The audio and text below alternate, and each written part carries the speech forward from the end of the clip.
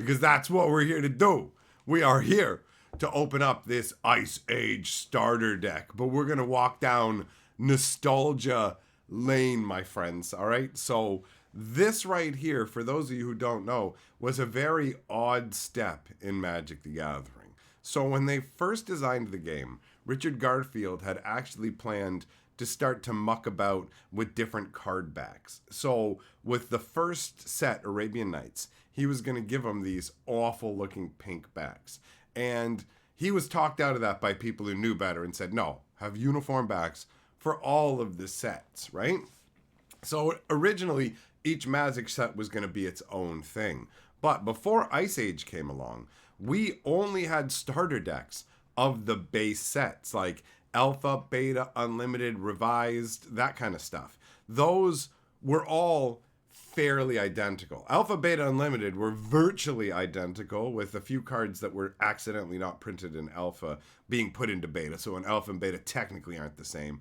And then because of mistakes made in Unlimited, both sets aren't actually technically identical. However, it's basically the same set 3 times, and then Revised is a tweak version of it, but that's it. And then Ice Age comes along, and all of a sudden it's like, wait, you have starter decks of it? And it's like, yeah, and it comes with basic lands, and it's like, wait, we're getting new basic land artworks and stuff? It's not like that one mountain they accidentally put in Arabian Nights. It's like, whoa, no, we get all these new lands and stuff, and then there's snow-covered lands, like. Ice Age was striking in like how pretty the box was too, right? Like you had the standard looking brown box, which we were used to. And then you have this beauty right here, which stood out quite differently. What up, Towns? What up, Hugh? How you guys doing? So you had your booster packs, and you could get your regular boosters with 1 rare and your uncommons and commons. And then you had the starter decks, which I believe for Ice Age was 3 rares and then, 18 to 21 uncommons maybe, and then the rest is commons. But it has snow-covered lands, and it was the first set in Magic to do, like, Alpha, Beta, Unlimited, Revised. All the core sets, though, like, Alpha obviously is not reprints, because it was the first set. But everything else was, like, reprints. Ice Age was the first time we had an expansion where there were a bunch of reprints in it. And that didn't go over well. That did not go over well. Finding like giant growth and stuff like that in this was not enjoyable, right? Hey, Adam, what's up? It's appropriate you're here.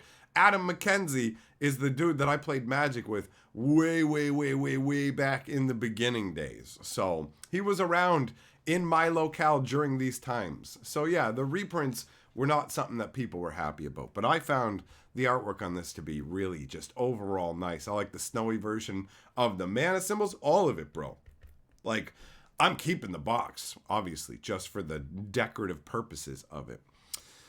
So on the back, this was when you get like a big flavor description, right? I'm pretty sure. Yeah. This is talking about, so for the Brothers' War. Oh, guys, I completely forgot. Speaking of lore, guess who recorded a lore video today for Fantasy Geographic? I have a new lore video that will be coming out within the next week, and it is covering the creation of Dominaria. So how Dominaria was actually created by the gods. How it started out as a plaything for infant gods and eventually turned into something that was considerably more. So it's a pretty cool story. God summoning down ash clouds full of lightning that blast through them to turn the center of the earth into pure magma that he uses to form mountains to create the spine of the world, bro. So yeah, epic lore coming your way. Titania plucking a strand of her emerald hair and planting it deep in the depths of Dominaria's water, so a gigantic plant bursts forth with a fucking bud the size of a mountain, sending its spores out everywhere. It's cool. I just decided, you know what? If Aftermath lore was kind of like not vibing for me, why don't I just go back. So that's what I've been doing. And this is another wing of that. This is another nostalgia wing of good times. Beano, you got one of these yourself? Nice, bro. Nice. All right, so this is gonna follow up the Brothers War. If you guys don't know the Brothers War and you haven't, if you don't know the Brothers War and you haven't like heard that original story, the original Brothers War story is awesome, and I covered it in like 5 hours of lore videos over on Fantasy Geographic. You can hear the whole story from start to finish. I've done the full Brothers War novel. I've done the full Time Streams novel. I haven't done the one in between yet, but slowly but surely, I'm cataloging all of Magic's lore. The Brothers War stuff is awesome. I love it. So this follows up after the Brothers War. The Ice Age is ushered in by Urza. So, Urza, in an epic confrontation with his brother Mishra, activates the Silex, ascending to God, actually exceeding God levels of power, while also obliterating the Isle of Argoth and essentially ushering in a nuclear winter all over Dominaria. So for thousands and thousands of years, Urza's name is cursed for being the destroyer, right? All right, so the flavor text says, it's been many centuries since the war between Urza and Mishra. The battered landscape has become a frozen desert. Okay, what does it say under this? And the creatures of the world of Dominaria struggle for survival. One society has risen out of the cold chaos, defending itself against both the brutal forces of nature and the attacks of nomadic tribes that have emerged in the surrounding wastelands. And through it all, a twisted necromancer flourishes in the deep winter, intent on using his powers to keep the world dark and cold. You may have the skills to survive, but do you have the spirit to withstand the icy wilderness of Dominaria's Ice Age? Aw, yeah, boy. Oh, yeah. Oh, it's so good. It's so good.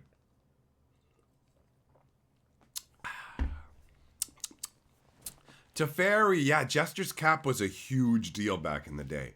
I remember being very impressed with that card. I also love Jester's Mask. It turned out to not be as good, but like a double dark ritual first turn Jester's Mask, you guys, if you've never done it, you don't know what it feels like. It feels awesome. It feels awesome. But, you know, we were dumb back in the day. We were really dumb. Listen to this. Jester's Mask, 5 mana artifact, comes into play tapped, pay 1 mana, sacrifice it, tap it, obviously. Take target player's hand and their library and put them together and make them a new hand out of that. Same amount of cards. So if they had 5 cards in their hand, take their hand in their library and pick 5 cards and make them a new hand. And so we were like, oh, yeah, I'm going to screw you, bro. I'm going to screw you. You'd play a Jester's Mask and you'd be like, haha, here, all land. And you'd give him 7 lands because you'd be like, now you can't do nothing. Not thinking, wait, if I give him 7 lands, you can just lay a land every turn. If he draws spells, he's still in the game. You don't do that. You give them their most expensive, awful spells. Yeah, we were noobs. What are you going to do? What are you going to do? Oh, so yeah, I loved Ice Age. There's a bunch of junk in this set, let's be real, but that's what early Magic was like, bro. That's what early Magic was like. So, man, the memories. The memories. 1995. Look at that. Look at that. It's beautiful. It's beautiful. It's in really, really amazing shape, too. Really amazing shape. All right, let's see here. We gotta peel this off. Cap was awesome back in the day, man. Cap was sick. Come on. Why is this? I don't even care. I don't care how long it takes to, like, gently find this part, man. I don't even care. Or I'll just open it from the top. I'm not damaging this box. Alright. I'm making some progress here. I got all the time in the world for this, baby. Oh, yes. Oh, it's so crisp.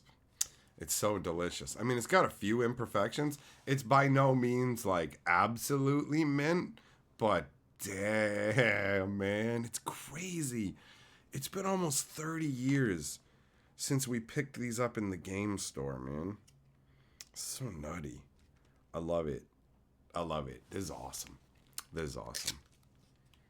Necropotency, everybody knows now Necropotency is insane, right? Where you're just like, damn, you can draw tons of cards. But paying life as a resource was something that was difficult to wrap your mind around. And even I at first was kind of like, I don't know if I want to pay life for this. And then I played with Necropotence like once, and I was just like, this is the dumbest thing ever. Let me get this straight. I just pay 3 life and I get 3 cards. Wow, it's working out a lot better than I thought it would. Let's put an Ivory Tower in here. Like, yeah, but at first it was like, no, no, no, no, no. No, no, no, no, no. As a beginner, you're dumb enough to think Wooden Sphere is good enough, where it's like pay 1 mana to get a life off every spell. That's terrible. Slowing yourself down by a full turn to have your spell go gain a life is a terrible deal. Gaining life is hard. Losing life is easy. That's the deal. Oh, okay, so the uncommons are at the front. I can tell that because I know. The good news is, guys, I have a pretty solid memory of the of most of the cards, so I know the rarities of most of this stuff. So I guess the uncommons are right up here at the front. I don't know if that means that the rares are after the rule book or not, but I know it's what, at least. Beasley, Ice Age was the first set you got a booster box of. Nice. The first set I got a booster box of was Revised. All right. Let's see here. Gentle, gentle. I'm not open boosters. I'm not going to pull out a blade and just cut into it in the rule book. There's no way that I'm doing that. So, as long as it takes. Oh my, I only have so much patience, though. There is that. Maybe I can help it along. Do I have anything on my desk that will be of assistance with that? Oh, well. It's only precious minutes of our lives that we're losing. Who cares? Who cares? Ah, there we go. There we go.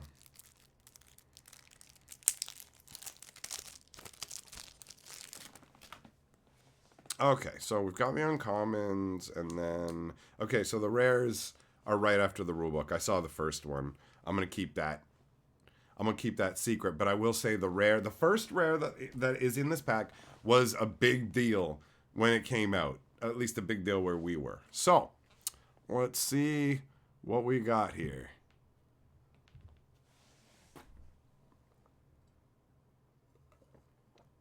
Yeah, Goosetronics, I feel you. We traded commons for rares and stuff without knowing what was what. It was all just about what felt right. So let's take a look at the lands first. So remember, I want you to understand that when we got these, there were literally only 3 options for land in the entire game. Like, people now don't even understand. Magic players don't know how good they got it. In my day, we walked backwards up hills and stuff with only 3 lands. With only 3 different land art options for every land. That's it. So this ushered in a new era of options, bringing in wintry vistas that actually look a hell of a lot better than like the original islands. That watercolor crap looks like garbage. The only good looking island was the island that was all verdant, right? The other ones just sucked a fat dong and nothingness, son. So I'm not like, people are like, I love the old lands. I love some of them, and some of them suck. The old forests, actually pretty banger. The old islands mostly suck. The old swamps mostly suck. Mountains mostly suck. What am I missing? Forest, mountain, island, swamp, plains. Pretty boring. Yeah, the original lands, pretty boring. Pretty boring. So they did a weird thing in this set where they gave us mountains, but also snow-covered mountains, which felt like a very strange thing, but at the same time, it gave more land art options, so it wasn't the worst. And the old school tap to add a red mana to your mana pool. Having the big mana symbol does ultimately look better. For real. What up, Florida? How you doing? It really does. There you go. You got a nice snowy island. It's Another mountain. This one's covered in snow. So you have snow-covered mountains that don't have snow on them. And here we go. Here's a snow-covered mountain. Like, which of these is a snow-covered mountain, friends? You know what I mean? It is a little bit confusing. And then another one of these. It's very random. Snow-covered forest. All right. Yeah, making our way through the land. The day takes everything you got. Oh, that was a snow-covered island. Check it out. It's got the little Easter Island heads on it. Huh? All right. Let's see here. Look at, you know what? I always liked this forest. I liked the I don't know, like the bare branches, the big sun there, and like the melted snow where it's not completely covering everything. I just vibed on it. This one's too good as well. Forests tended to be, at the beginning of Magic, forests tended to be the lands you could rely on to be the most visually enjoyable. With, again, the exception of the Verdant Island. So I guess I am also just a sucker for nature and stuff, right? Magus, Illusions of Grandeur. Do you mean the card or do you mean me on YouTube? Oh, I'm so great. Love me. Look at this. This is crap. This is crap. That one's all right, though. I like the purple and the moonlight. You know, this is different. I like the vibe on this one. This is cool. This is cool.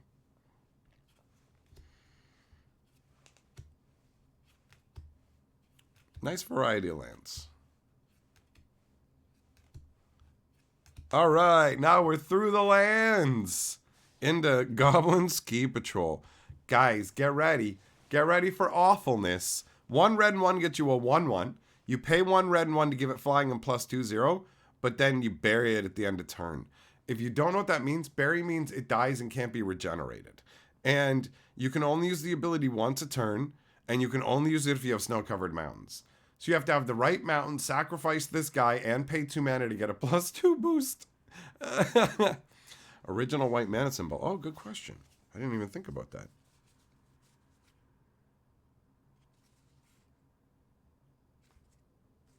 Well, now hold on. Now I gotta look at a new white mana symbol because I'm so old that I can't instantly differentiate in my head.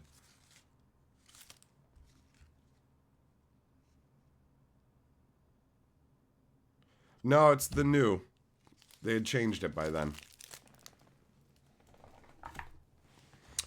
They had changed it by then, Kensuke. All right. Then you got Mist Folk. I thought these guys were really cool. You know, it's like 2 blue, 1/2, but pay 1 blue, counter target spell that targets them. Now, I thought this was really cool, but newsflash, guys, you never get to use this ability. You never, ever, ever get to use this ability. It never happens. It's just like, if he ever goes to target, why would they? Why would they? Why would they ever target this? It's a 1/2, first of all. But why would they ever target it if you have a blue open, right? So, loved it, but garbage. Hey, it's the Mountain Goat. I gave Carly one of these. I wrote Carly's Love Goat on it, and I gave it to her as a gift. I just love this. I think it's hilarious. You're just like, yo, I'm going to summon up demons and dragons and angels. Like, yo, I know what you're saying, bro. I know what you're saying, but check it out. Skidda! I summon up a Mountain Goat, bitch. It's like, what? Yeah, it's going to, like, eat moss off the rocks and get high. What do you think about that, man? It's got Mountain Walk. If you got a mountain, it's going to climb all over it, bro. You can all be like, send your goblins to try and get in the way, but it's just going to go back, and it's going to come bite your face. Get some. Oh, Mountain Goat. Oh, this one's got awesome artwork, bro. Portent. 1 blue sorcery. Look at the top 3 cards of target player's library. Then either shuffle the library or put those 3 back in any order. And then you draw a card at the beginning of the next turn's upkeep, because Wizards hadn't realized, like, that ability needs to be sped up. So all these abilities are slow as hell. They have cantrips. That's what people call the spells that let you draw a card right away. Then you've got slow trips. Those are the spells that you got to wait a whole turn to get your card from. So this was really solid, right? Not the best, but far from... All right. Far from the worst. Oh, Circle of Protection White. It's Wizards of the Coast's favorite circle. Okay.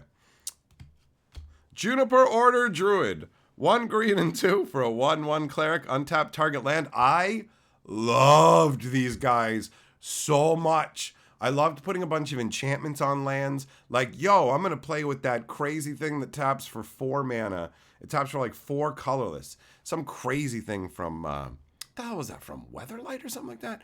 Scorched Ruins? It was a land that tapped for like 4 mana, I think. But you had to sack 2 lands when it came out. And so I just had my druids untapping it. I loved the idea of druids, man, where you summon them up. And like, these guys are so in tune with the land that you drain the power out of it and they can reinstill that power in the land. They can refresh the land. That's a genuine druid. And you would actually, as a fucking crazy powerful planeswalker, you would want beings like that who could literally use capabilities like that. That's awesome. The flavor on the druids was next level.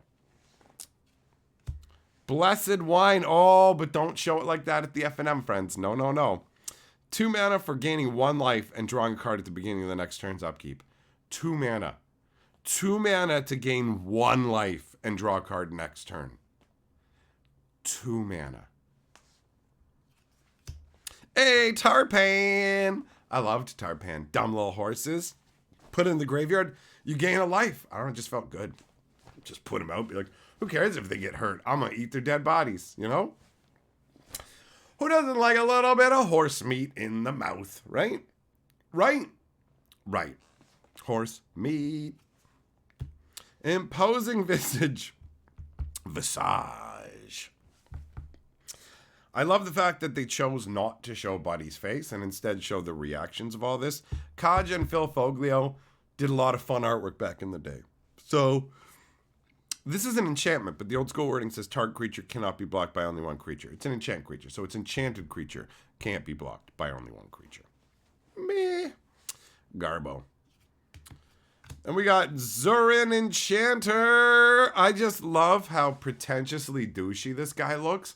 Like, look at his big puff bag shoulders, where he's like, I'm off to the ball, and guess what I'm bringing? My ball full of butterflies. Ta-ta, I must fly now. Like, oh my god, what a hose bag.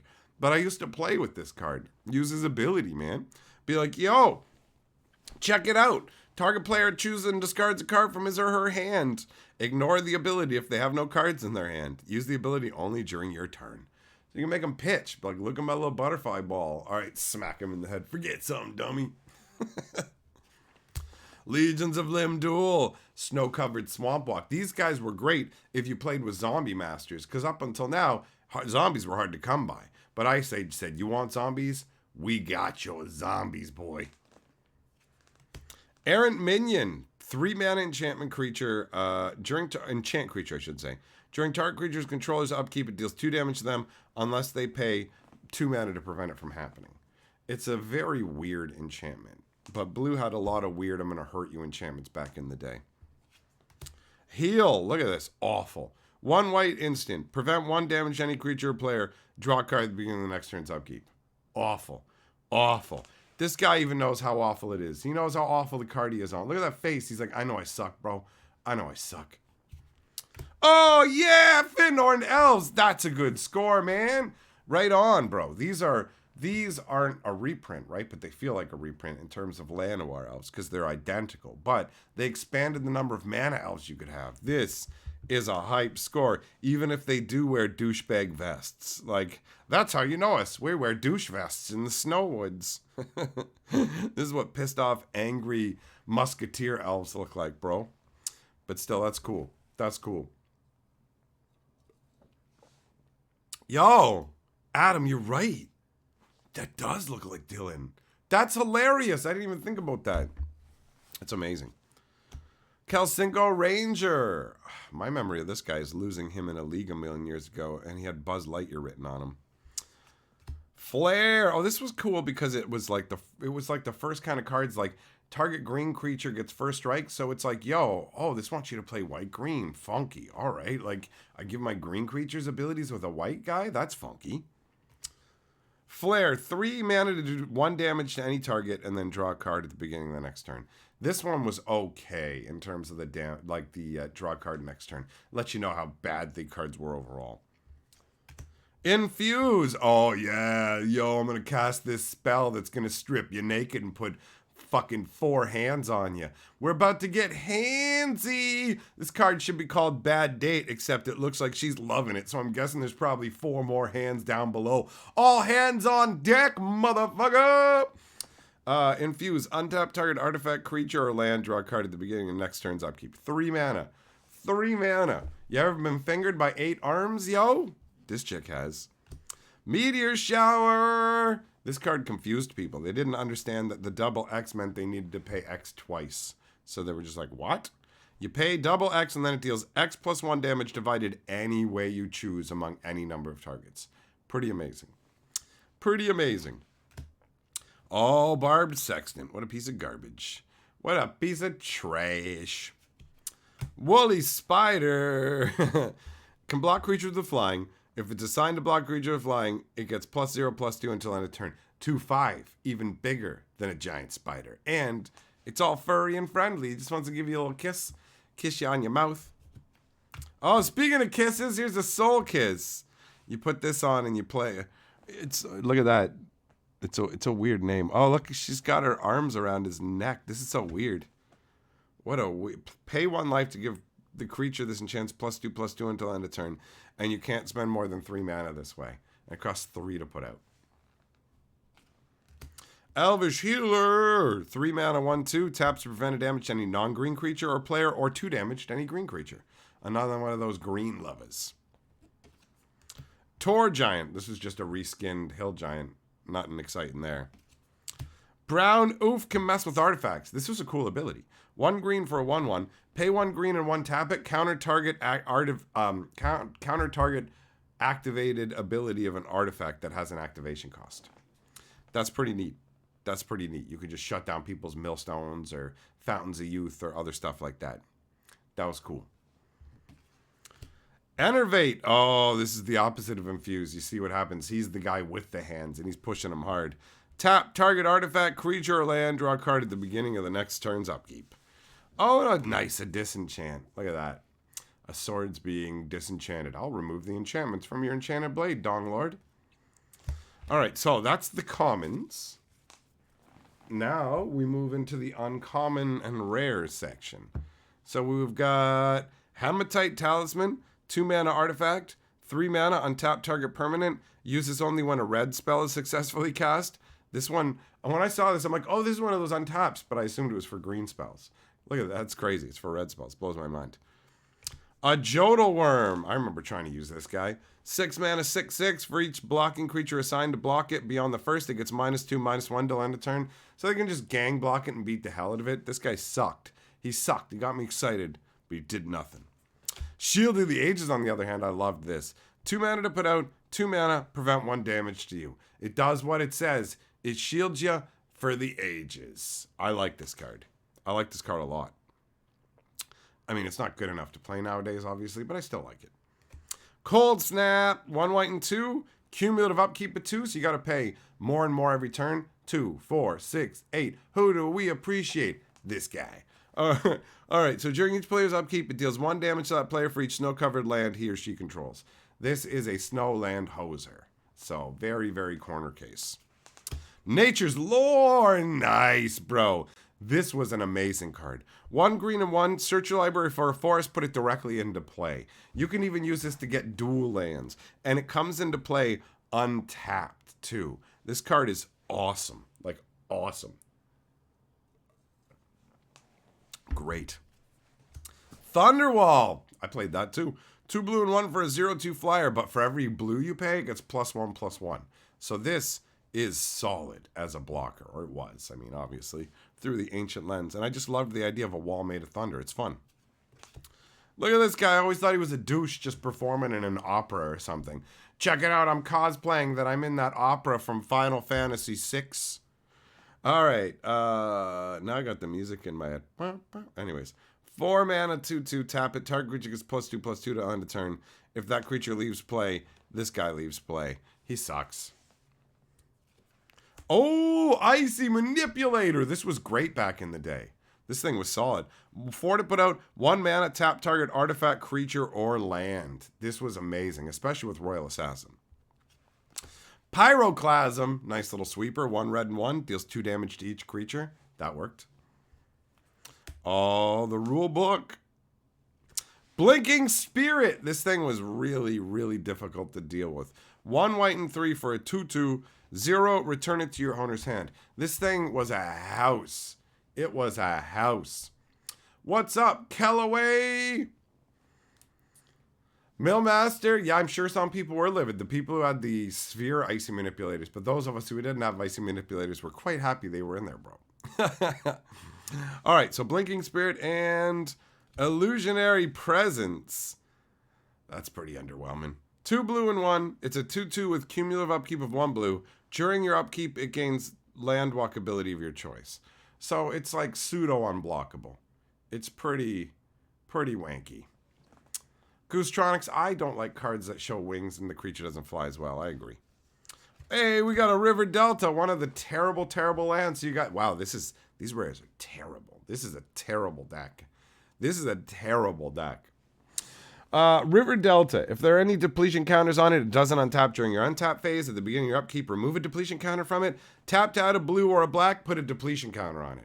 So you put it out, you can get either color from it, but you can only use it every second turn. It's dreadful. Just dreadful. These, like, Blinking Spirit at least is a nice memory, but this is the worst. Like, back in the day, you'd be okay with this because you got a Blinking Spirit and you got an Icy, right? These two right here, you'd be like, bro, okay, that's pretty sweet. But by today's standards, I just got my ass stretched wide open. This deck was an expensive object, and it's not anymore. I've ruined that quite thoroughly. So that's fine though. That's fine. That was the purpose of it. It just stings when you see how bad that was, but I guess we saved somebody else from getting hosed. So let's take a look at the rulebook. Callaways, sorry I missed the beginning. Did you just open these Ice Age packs? What's happening? We are opening this Ice Age starter deck, my friend, and I'm going to be uploading this over on the Hatcher channel, so you can watch the opening from the beginning later on if that's your desire. If that's your desire. Seth, River Delta isn't dope. It's terrible. It's terrible. Don't even play, man. I was disappointed when I saw Illusionary Presence, and then when I moved it and saw a land, I foolishly for a second thought, oh, a pain land. And then I remembered that the depletion lands existed, and my soul tried to flee my body. I literally almost died in front of you guys out of sheer disappointment, where I was like, oh, but no. All right, so let's take a look. Let's take a look at the rule book. Look at that right there.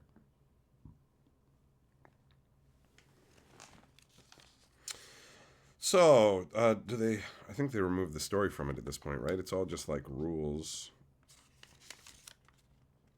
Learning the rules, additional rules. It's amazing to think that once upon a time, this is how you would get the rules for a game. Now you hold up your phone and scan a little QR code and feel like a crazy old man when you're like, oh, the phone just knows, and here we are. Okay, it's telling me how to play this game.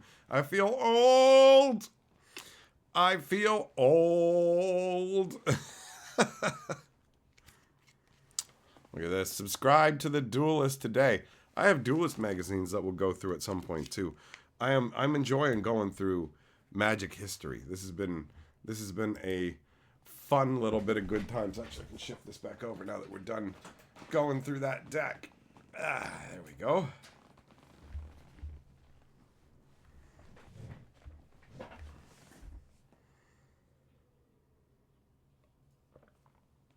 It's funny the bad duels got reserved. What, is River Delta on the reserve list?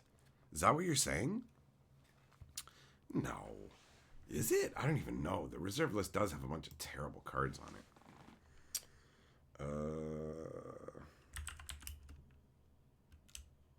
Yeah,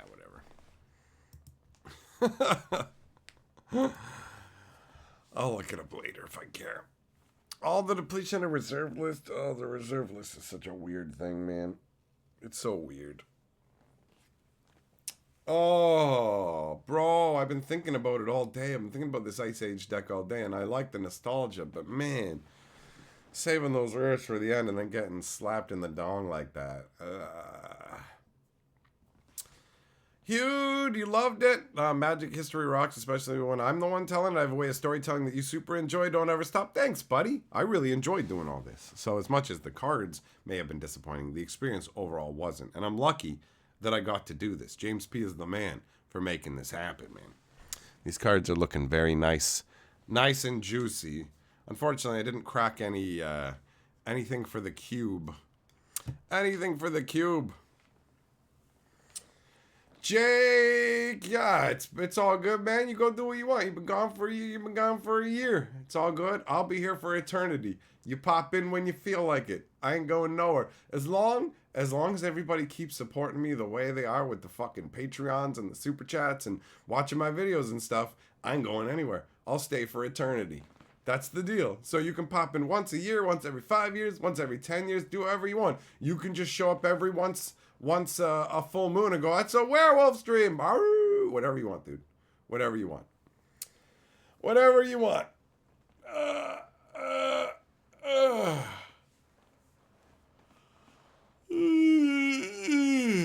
man. Seth, hell yeah, buddy. Oh yeah, I can't keep nature's lore in there. That's the perfect choice for something that has no forests. I wouldn't be surprised if the illusionary presence is reserve list if the depletion lands are as well. What up, Esoteric? How you doing, buddy? Yeah, watch Magic and Smart People. It's me and Moxman. Good choices. Me and Moxman are good times, bro. We are good times.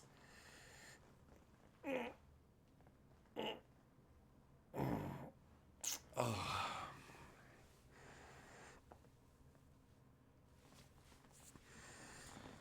Just what? What's your cat caught a mouse. You got the cat to drop the mouse, and then the mouse ran up your pants. That's what you get. That's what you get. Goosetronics, you've got a Dan deck, but do you have a black bordered Chronicles Dan? Big fish coming at you. Coming on up to the surface. Blub, blub, blub.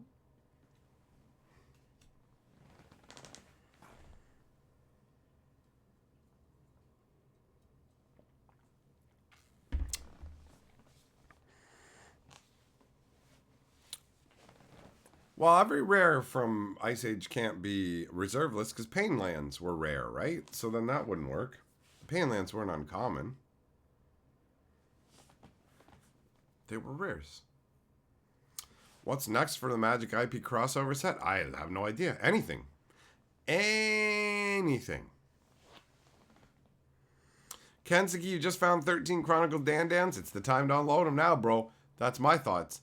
Dandan is a currently hot format that will probably not continue to be because it is weird and niche. So if you got them Dandans, you might want to get rid of it. But you know, how did I grab that Dandan so fast? I got skills, man. I'm the Magic historian. That means I know everything that's going to happen in the history of Magic. And since Magic keeps going, I actually know the future, bro. Haven't you watched my videos and figured that out yet? How do you think I predict so much shit? How do you think I'm right so often? What, that I'm just really smart and looking at what's going on? No! I can see the future, bro. Literally. I'm the Magic historian. I know what happens in the entirety of the game from everything involving Magic. Everything said in a live stream, anything. Any tiny little bit of it. I know all of it. I'm the beginning and the end. I'm like Astinus from Dragonlance, bro. Beaumont, yeah, that amused me. That amused me. The envelope. You got me good. I literally was sitting there going, "What the hell is in here? What the hell is in here?" I kept saying it louder, like that would somehow tell me. And even when I peeked, I couldn't figure it out. I was still like, "Peeking didn't help. I don't understand."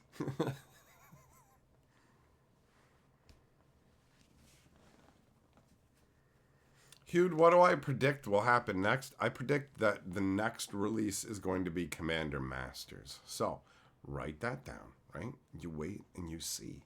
And if Commander Masters is the next Magic release, you'll have your fucking confirmation, bro. So, when you find out, make sure you got a chair nearby so you can sit down. It's gonna blow your fucking mind. It's gonna blow your mind right out your asshole. You're not gonna be ready for it. For real. Get some new fucking pants ready. You might even destroy the chair. It's gonna rocket your mind out your butt that fast. Astrid, you have 15 Jester's masks. Nice. That's a decent amount of masks.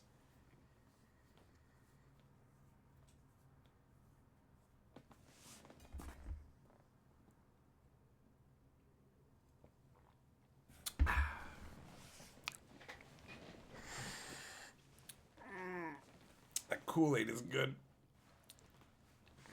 That's what you get, Kelly. That's how, that's what you get. Listen to me at your own risk. I used to collect Timberwolves and use them as tokens from Master the Hunt. So at one point I had 400 Timberwolf tokens. Well, they weren't tokens.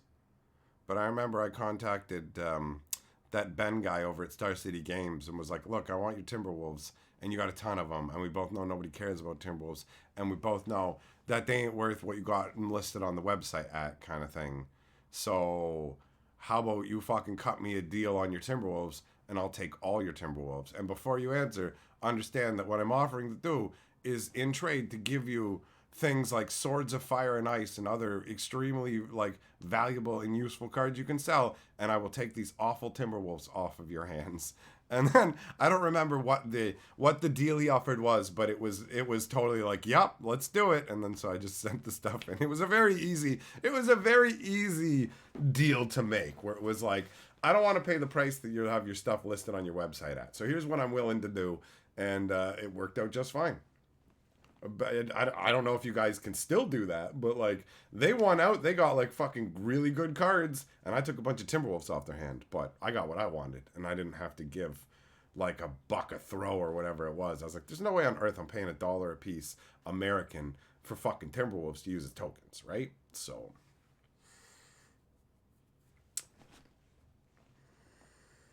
Drivers Ed, do I like Rudy? Yeah, I like Rudy.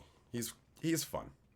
He's fun doing his own shenanigans and putting on his little financial whiteboards for people and stuff. And, you know, getting as many fucking dollars as he can from people too. That's what I like about him, is that he's straightforward. He's like, yo, I want your money and I'm selling stuff. Give me your money. Buy the stuff. Everything I do is for my own financial advancement.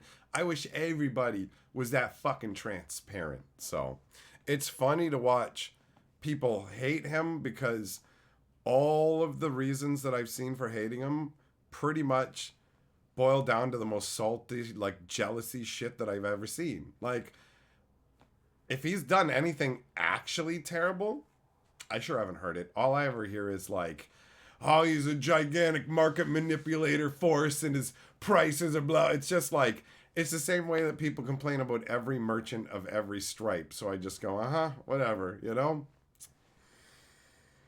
So as far as I'm concerned, the guy's entertaining. That's all I give. He's entertaining, and he knows what the fuck is up, right? Whether he's telling you what's up or whether he's trying to tell you something else to get some money, well, that's up to you to figure out. He knows what's up, but remember also, when he's talking to you, he's selling shit. So when somebody sells something, remember, if they're all in and it's hype and they're, hey, it's convenient how you're all hype about what you're fucking selling. So there is that too, right?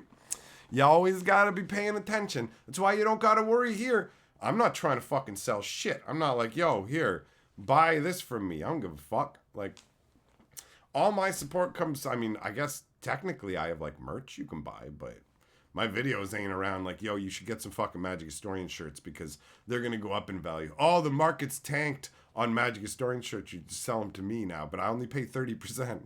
Like,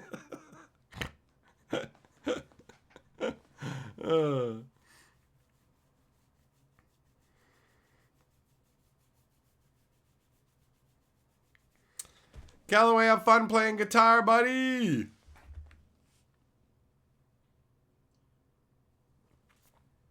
What up, Namias? How you doing? So yeah, you know, you always gotta ask yourself, who's the one, what are they selling, what's going on, what's their angle, what do they stand to gain? My angle is that I want to fucking be an entertainer and a comedian and crack jokes and fuck about. So it's nice when you know what people are about. He wants to make money. I appreciate people who want to make money and are direct about it, rather than people who want to make money and will just lie to you and say whatever they think it will take to get your money, because that's what gigantic corporations do, and it's obnoxious. That's what Wizards of the Coast does. They lie to us all the time trying to get our money.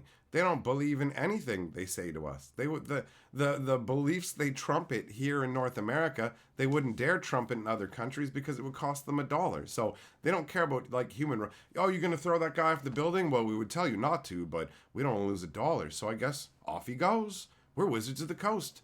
We don't give a shit if you throw people off the fucking building. I mean, we'll say we do, for sure. We'll say we do. But we won't take actions that actually indicate we do in any way. We are wholeheartedly on board with what you're doing, right?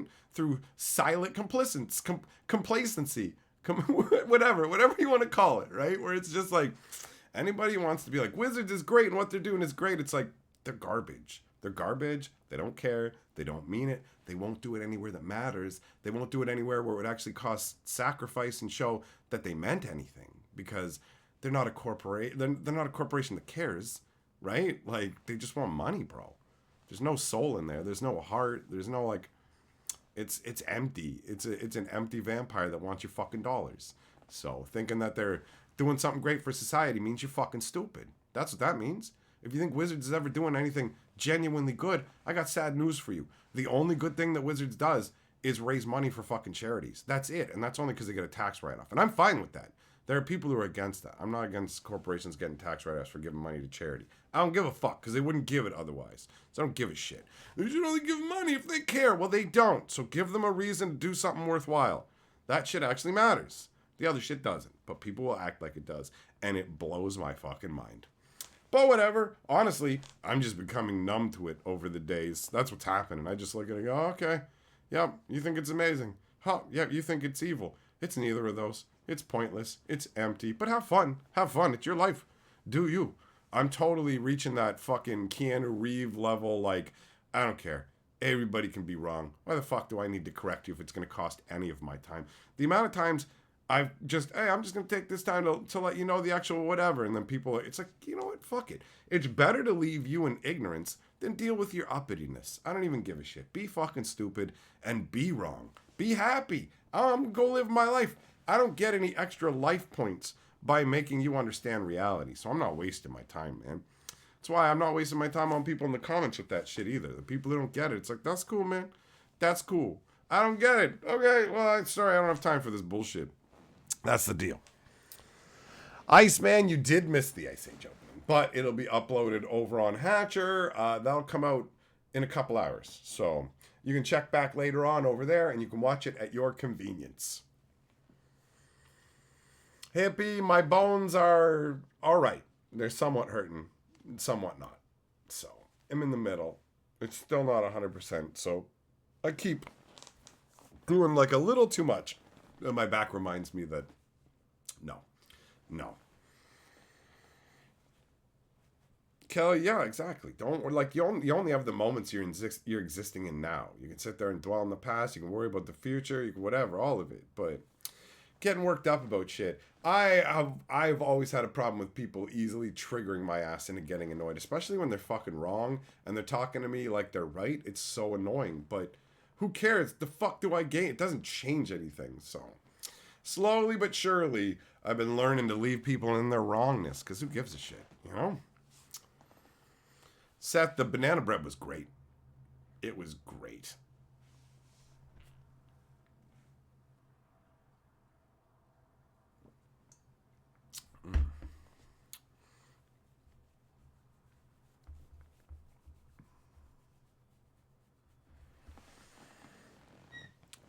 Master, if the angel's gonna judge me on helping the unfortunate or turn them away, it's like, do you mean yeah, oh yeah. No, I banned them.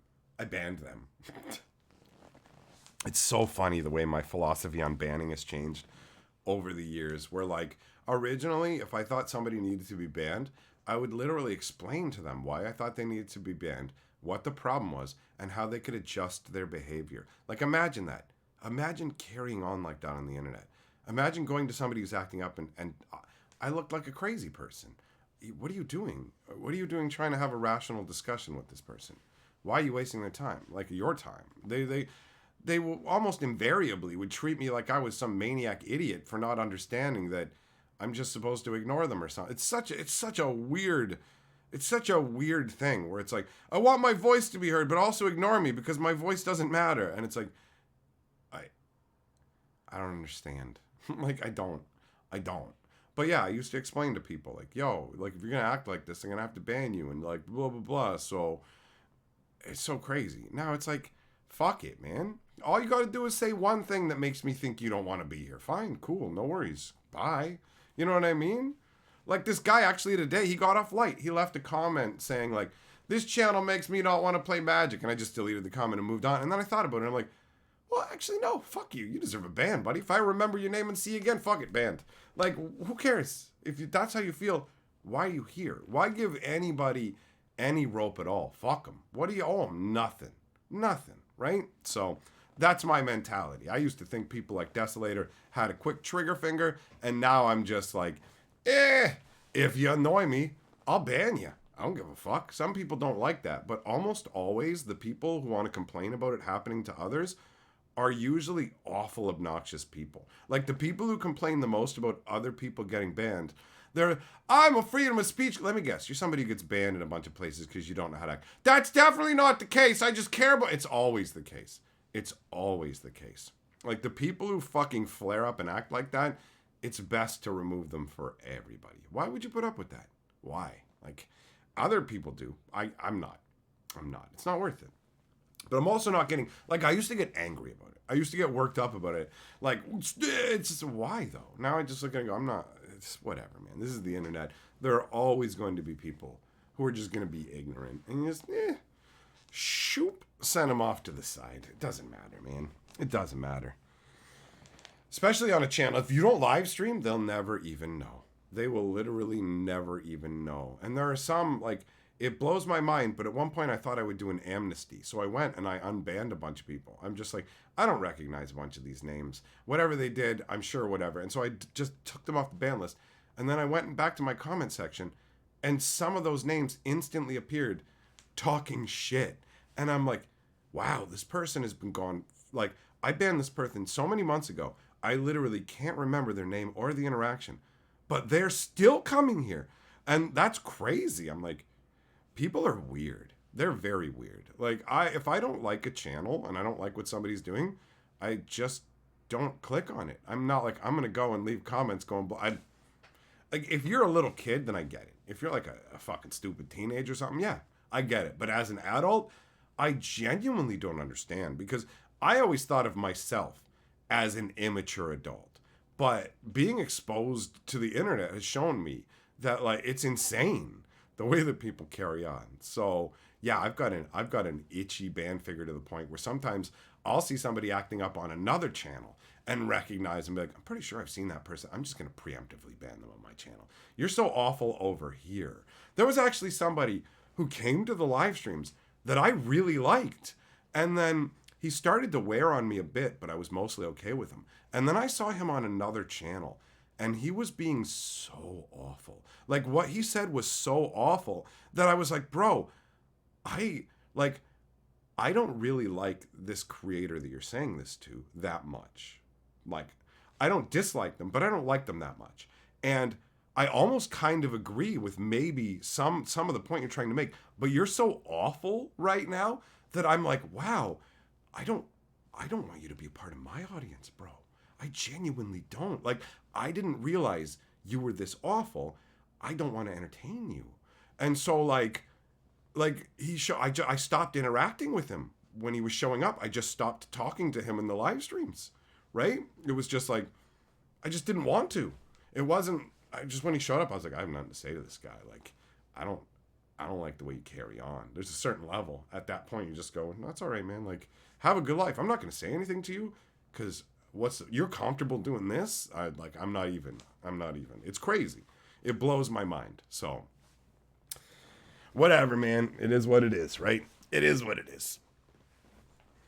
Habanero, the whole freedom of speech thing is a Canadian. It's a moot point. We literally don't even have freedom of speech here. You can be pulled in front of a fucking human rights tribunal. It doesn't happen very frequently. It's not like something I live under a fear of, but it legitimately is a thing that can technically happen.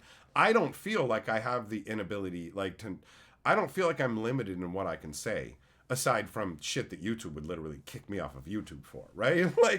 And that's because I'm just like a normal functional member of society, and I don't go, oh, I have the ability to say whatever I want, therefore I can just be a complete dick and ignore the whole social contract that makes everything function. No, that's not how that works. So, yeah. You can behave however you want, and people can judge you for it. That's how that works. That's it. That's it. Like all of it. All of it. As far as I know, especially with the American stuff, it's literally just the government will come after you and shut you down and stop you from being able to talk, which is a big fucking deal, right? But people act like I have the ability to go wherever I want and act however I want. But those self-same people would be absolutely floored that that it would happen to them. Like if you did it to them, it would be inconceivably rude to them, where they would be like, I can't believe that you came here in my place and just did whatever you want. The people who are like that are absolutely like totally focused on what they get out of it and expect to not have anybody else be able to exercise this shit, right? Like legit, the number of people that I had come along, act up, and then when I fucking ban them, they come along and clearly another account of their own to go, why'd you ban this guy? And it's like, dude, nobody knows who you are. You're literally just another account asking this.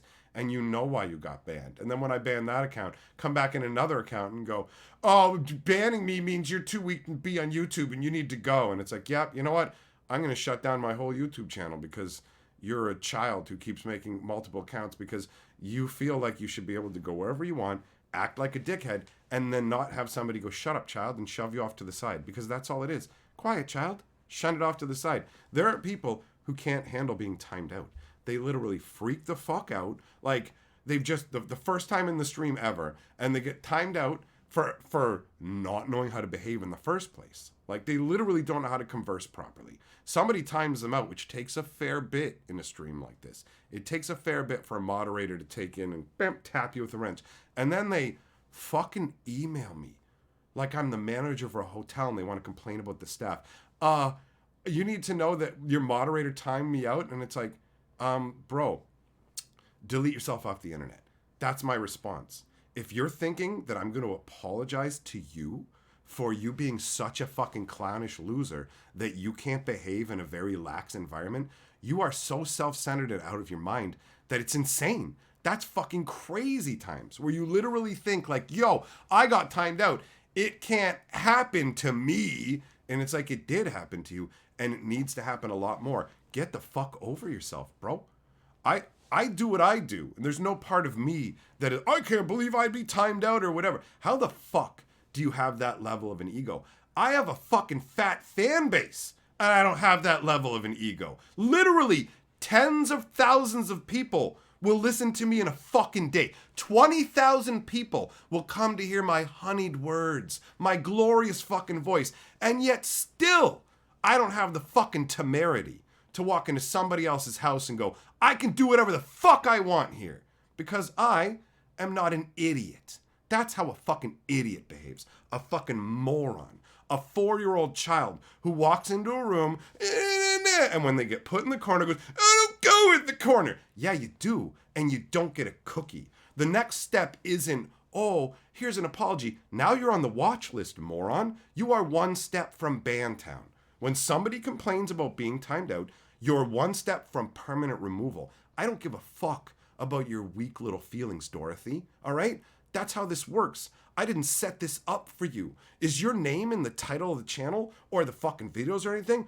Get over yourself, fuckstick. It ain't about you. Nothing in life is. I can guarantee you that just from your attitude, which is why you're desperate to try and turn it into this, because nothing in your life centers around you. You are nothing. Go fuck yourself. How weak do you have to be to freak the fuck out about not being able to type in a live stream for 5 fucking minutes? That's it. It's insane. It's insane.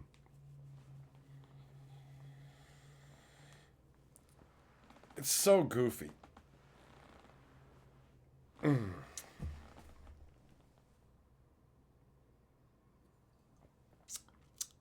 What up, David? You're making some potato and leek soup? Nice. Nice. Glad you're enjoying the stream. Hope your soup is good. You can use some of the heat of my rage to cook it up. Just never ceases to amaze me. Like, the people are they're so self-absorbed. It's nutty, man. It's nutty. The whole, like, I'm unsubbing is a statement that screams, I'm so self-centered. And also, I literally have no value other than clicking a subscribe button. My only value is that I clicked the subscribe button. Well, guess what? You clicking the subscribe button isn't worth putting up with your personality. Think about that for a second. I barely have to put up with you at all. I barely have to interact with you, and yet you're still being removed. Congratulations. You're a massive fucking loser. Literally, in a couple of sentences, you've gotten yourself removed from one of the fucking best places around. You fucking lose hard, and that's what you're going to keep doing in life, because these fucking clowns aren't going to learn a lesson. They're just going to walk away getting angry and go, dude, there's no self-reflection, which means you fucking lose, idiot. All right? These dumb motherfuckers don't get it. I've been in the position before where I've been excluded for being the rude one or whatever else, man. And I've learned a lot from it, from reflecting on it. So I'm not going to fucking kiss the toes of some weak bitches who come by and complain about dumb shit. One day, maybe I'll stop ranting about it altogether. Who knows? Who knows? Who knows? I've been working on it for 5 years. Fucking 6 years now. And yet still idiots trigger me. Self-centered, selfish pricks fucking trigger me. If somebody's going to be selfish here, it's going to be me. I built this place for me. This is my own fucking cult of ego, dickhead. So what the fuck makes you think you matter? Huh? The universe revolves around me. You're a speck of dust. Shut the fuck up. That's how I feel when I read that shit. If you think I'm changing anything for you, you're a fucking clown. You've never done anything for me. You've never done anything for me. Fuck you. I only care when it's somebody who's done something for me. They leave, I feel bad. I'm like, shit.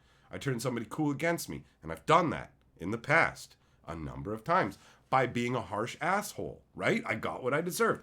I was rude to somebody and they said, you know what? I'm not putting up with this. I don't need your shit. And they left, right? That's how it goes. That's smart. I respect that move, even if it sucks that they left and I feel bad about it. Some of them I sent apologies to as well afterwards, because like, yo, I'm a dickhead.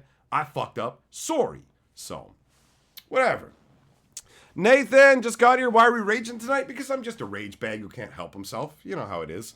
Always just gonna, instead of, focusing on something healthy and building for the future, I'm just gonna complain about the most pointless, small, negative aspect of my audience from my own catharsis, because ultimately, who cares? There's not very many negative people. And I remove the people who are a problem so quickly that I barely even get a taste of them, So, legit, I am quick draw McGraw now. I don't even fucking care. Because people have no problem being rude, and they'll turn on me in a second. So fuck it, bro, fuck it. You set the tone, we'll both dance to it. If you make me think you're being rude, great, then I'll take you at your fucking word. If I think you're being a prick, you're gone. Yeah, no, same shit, different day, exactly. Same rants as always. You guys could do them in your sleep, man. Other Man's Treasure says, have you on in the background doing laundry and sorting cards, and my lady yells out, damn, the historian is amazingly and brutally honest. More need to hear the truth he spits. Well, tell her thanks from me. It's entertaining and good, because it should be. That's part of the intention. If it was, miserable, then it'd be like, who even wants to watch it? So, there's some Lewis Black rantiness to it as well.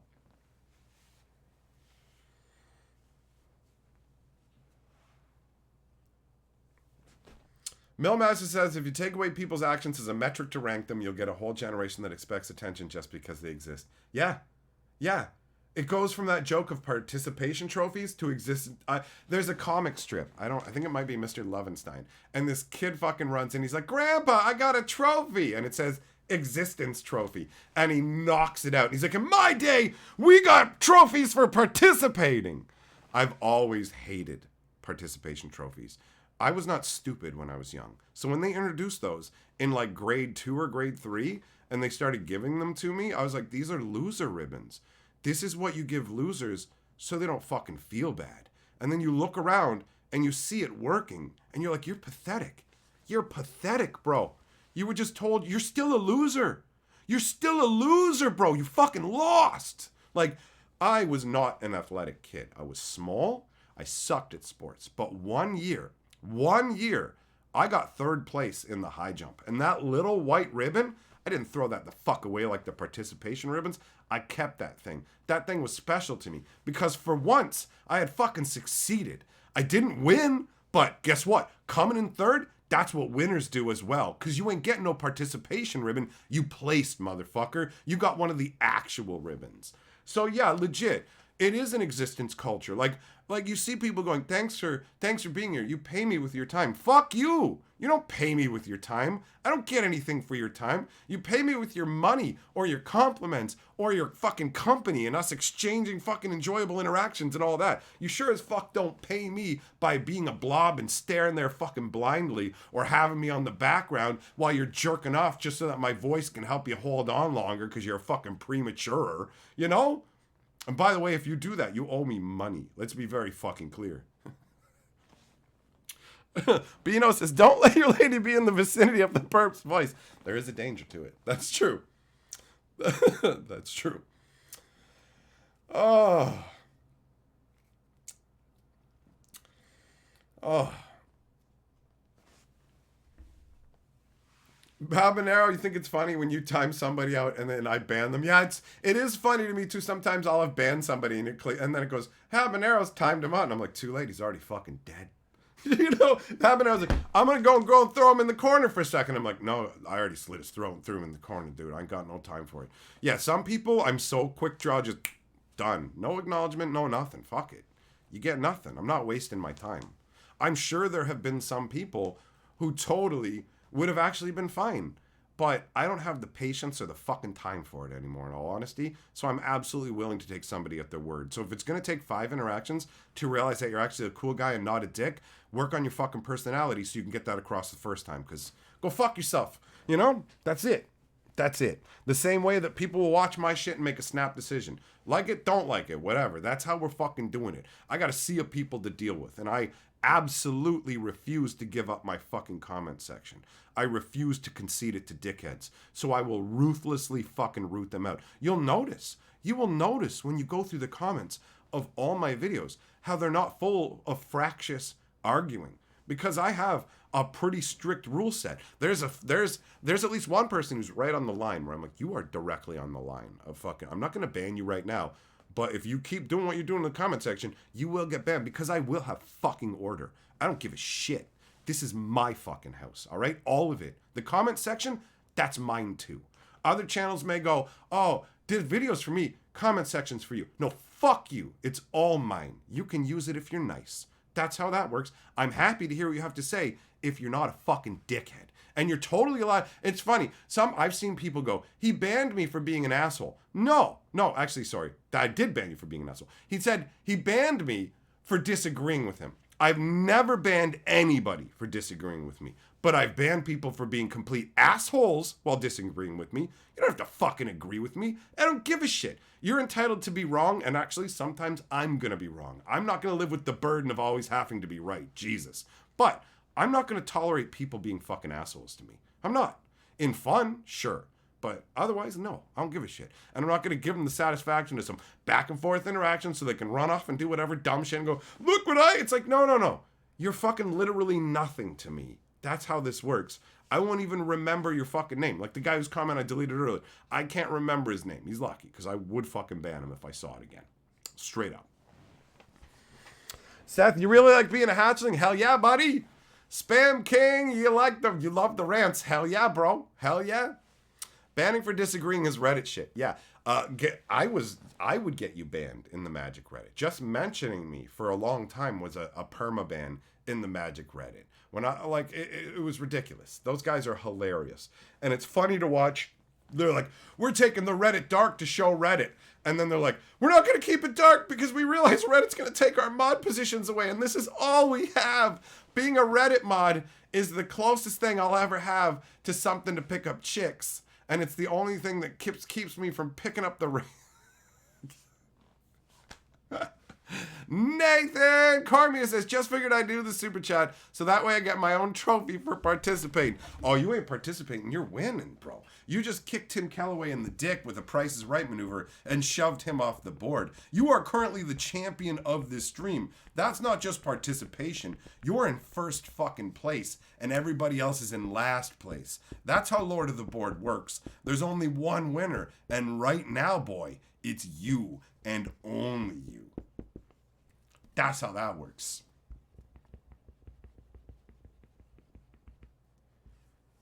See, I'm a nice guy, and I want everybody to be welcome. I want the most people to come here and have a good time, absolutely. But as soon as you try and dictate anything to me at all, you can get fucked and go away. That's how that works. As soon as you tell me I need to change a thing, fuck you. And just telling me, like, there's no point in telling me that you don't like things because I'm not going to change them. I'm just not going to like you. Like when someone comes along and goes, I like all this, but I don't like your intro. My brain goes, all I hear is you don't like my intro. And I go, fuck you. Fuck you. You just canceled all your compliments. I don't even give a shit. All my brain heard is you don't like the intro. Shut the fuck up then. I brought you a whole plate of food. You like everything on the food but one thing. Don't eat it and shut your fucking mouth. I don't care. Go, I like all this. Don't tell me what you don't like. I don't care. I'm not going to change it. And you're just going to fucking tweak me. That's what's going to happen. That's how I roll. That's it. It's happened every time. Somebody goes, blah, blah, blah, and then says this. All I see is the don't like, and I go, fuck you. I don't care. I actively don't care. I don't want to give you what you like now. Like, seriously, if you want a new intro, I don't want you to have one. It may sound petty. I don't give a fuck, though. That's how I react. That's how I feel. Fuck you. You know? Don't like my intro? I don't like what you're fucking saying, right? Let me come over to your house and start picking out things that I don't fucking like. Surprise, asshole. I like the intro. Did you ever think about that? I like it. Did that cross your mind at any point that I like it? Did it ever cross your mind that I like every part of what I've done? All of it. I made it. I like it. So if you don't like it, shut the fuck up. That's how I feel. Now, I don't go saying that to people. I just go, okay, all right.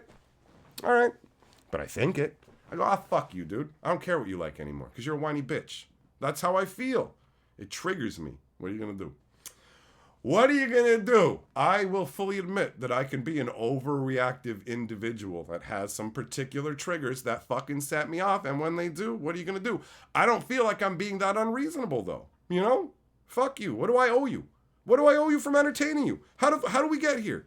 How do we get here from this? Like, how do we get to the point where people feel comfortable just making demands of the people making the shit and just go, blah, blah, like, what? How are you not fully cognizant that you are not the one doing this? Millmaster, do you pay for this service where I come to your house and tell you what to do and what not? That would be amazing. That would be amazing. I get like a GoPro for our mutual safety and then show up at people's houses and yell at them to do things.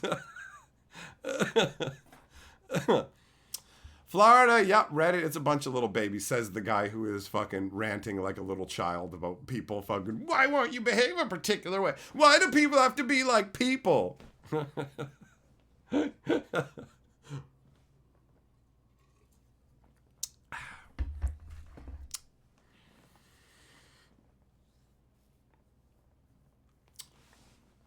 Yeah, Rogue, fuck him, I agree, bro. I agree. Do I do children's parties? Oh my god, that would be amazing.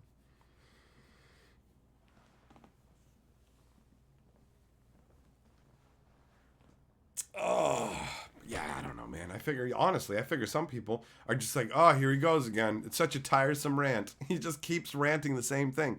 He just keeps ranting about, like, it's also something I'm going through. I've got to grow to the point where I just stop. Maybe. I don't know. Maybe I won't. I mean, I've always ranted about shit that triggered me, so maybe I'll always be like this. Millmaster, bro, if I had a body cam, I would. Like, I used to have a GoPro with a little fucking body mount. And, like, especially today, I was lamenting. I'm like, you can take that to swimming pools and stuff. I gotta take it to a swimming pool. And, like, I want to go to a swimming pool when it's raining and catch all that shit. So, one day in the future, I, again, want to have, like, a GoPro and a body mount and everything, because that was neat to have. I used the head mount to do that one opening video, but my GoPro broke, and I don't have any of that shit anymore. So, what are you gonna do? What are you gonna do? David says, Nate, in response, I'll shock you for 2. I love these cathartic streams. It's what my mind needs after a long day of work. The historian is all of us. Hell yeah, David, you new lord of the board. You new lord of the board. Now you're just a participator, Nathan. Now you've been downgraded. Yeah, I participated and didn't win. Yeah, at least you didn't just exist. How do I like my burgers? Oh, that's a good question. I like them like... Do they have the same ratings as steaks? If so, like medium well, I would say. That burger would be good, man. I could go for that, actually.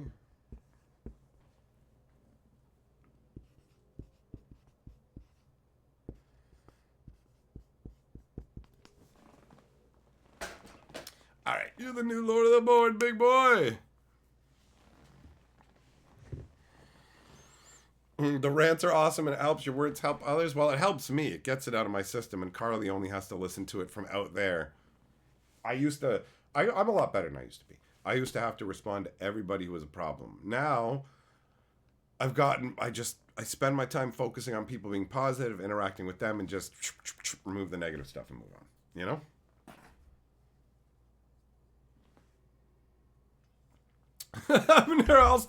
I'll stop ranting when people stop making me rant. Fair enough. Fair enough. But yeah, the GoPros are like waterproof and stuff, and I'm like, oh, you can do all kinds of like adventure things. You can stick them right in the windshield window and stuff when you're going on like trips and everything. So I thought about it, and the GoPros, originally I thought for vlogging and stuff that it would be better to have one of those fold open side ones, but now I'm coming around to thinking that it would be better to have a GoPro on my chest, because then it'll just be recording the whole time and I don't have to worry about trying to get the right angles on the camera, screwing up or anything like that. I can just have it on all the time and then extract the necessary footage from it with like the help of Carly, because she's going to be helping me edit the stuff. So that's going to be fun in the future when I get that sorted out, because Carly, now that Carly is coming to work with me and help me, it lets me make more stuff, and I want to do the vlogs and things because I think it'll be good. I think it's going to be good times. It's like this Ice Age deck was good times.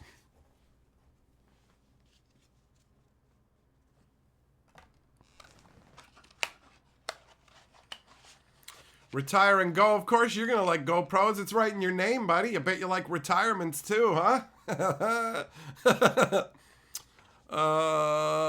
Other man didn't even realize their rants as much as telling it like it is. Well, I mean, the energy and heat that gets put into it, it can definitely be qualified as a rant.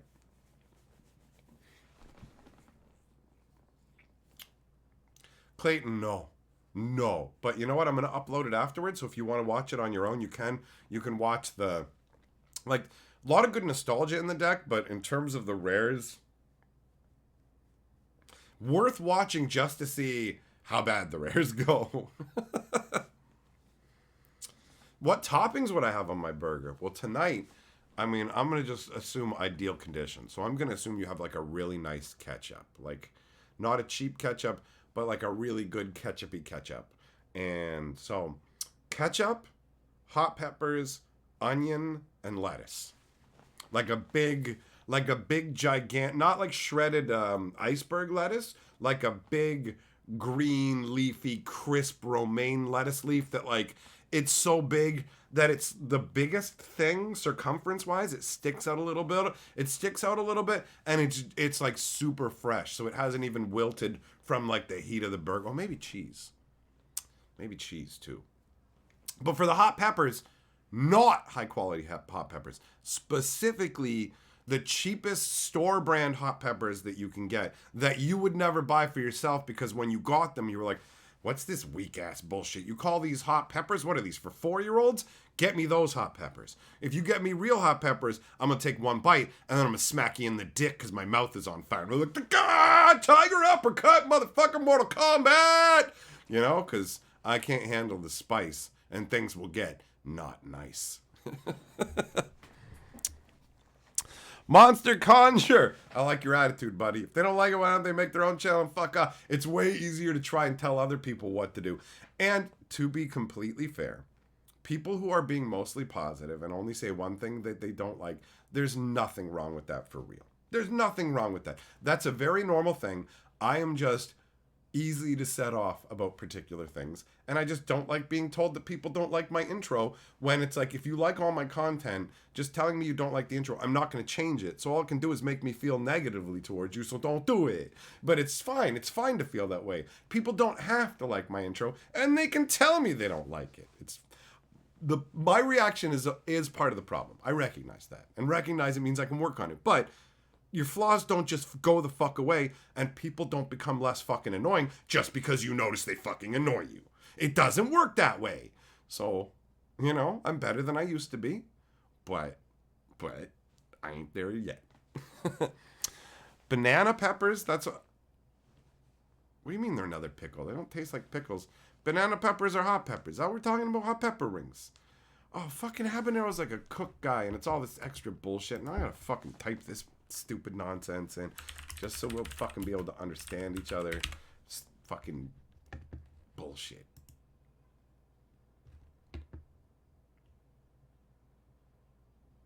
Alright. I guess Bix is getting a free plug from me, but these guys, I would never get them because they're too spicy for me. There. Look at that link. That'll tell you what I'm talking about. Pickles suck. I don't like pickles. Mayo? Ew. Imperium. Gross. Gross. David, you had a Hero 3. Oh, I had a Hero 5.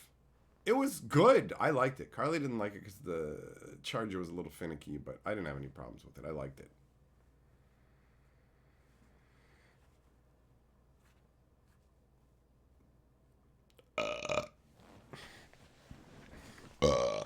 Got the fucking devil in me. Oh.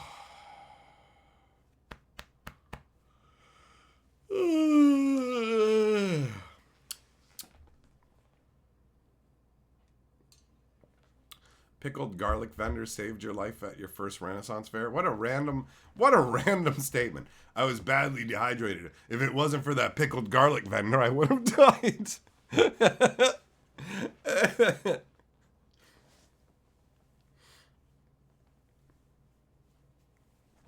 Ew, relish, pickle, and mustard. Ew. Gross. I don't like any of those. I'm super picky. Super picky with my toppings. There's literally only one thing on earth that I eat with mustard on it, and that is specifically Burger King cheeseburgers. That's the only thing with mustard.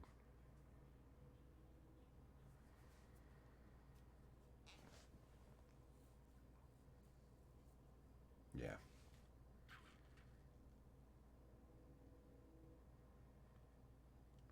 It's too easy to ruin food for me. Too picky.